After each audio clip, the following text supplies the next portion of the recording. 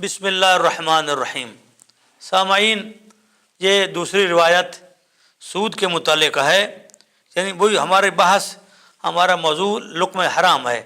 तो लुक्म हराम में सूद फर्स्ट नंबर पे आता है, पहले नंबर पे आता है। सूद वो जो बैंक देते हैं, जो लोग पैसे पे देते हैं कि सूद का मतलब क्या है, भाई मैं आपको 100 रुपये दे रहा हूँ, मैं एक महीने के बाद 150 लूँगा, 120 ले लूँगा, ये सूद है।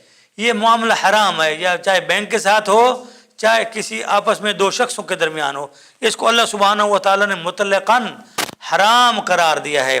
अब आ जाएं, पैगंबर इस्लाम फरमाते हैं दिरहमो रिबन याकुलहु रजुलो, जो बंदा एक दिरहम सूद खाता है, वह हुआ यालमो, और वो जानता है कि सूद खा रहा है, जानबूझकर, पता नहीं चला अलग है, जानबूझकर मालूम है वो सूद खाता है। अशद्दु इंदल्लाह मिन सित्ततिन व सलासीन ज़िनिया, ये एक दिरहम सूद 36 जिना से बदतर है। यानी अल-अयाज़ु बिल्लाह, 36 जिना एक तरफ और एक दिरहम सूद का एक तरफ, ये बराबर है। ऐसे भी जो है ये सूद जो है इससे भी हराम है, ख़राब है। क्यों? इसकी वजह क्या है? इसलिए कि ये सूद हराम माल जो है ये इंसान को गुनाह पर आमादा करता है।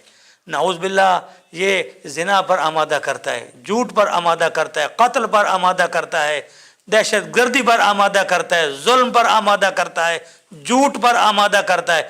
इसलिए अगर रिज़्क़ हलाल है तो आप कामयाब व कामरान हैं, और अगर रिज़्क़ हलाल नहीं है, कोई इबादत काबिल कबूल नहीं है।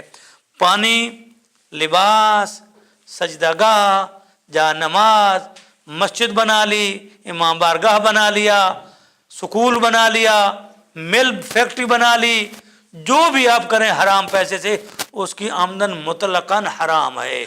और जो जो खाएगा, जिस जिस को खिलाएंगे, ना आपका उसका देने का फ़ायदा, ना कमाने का फ़ायदा, कुछ सवाब नहीं है।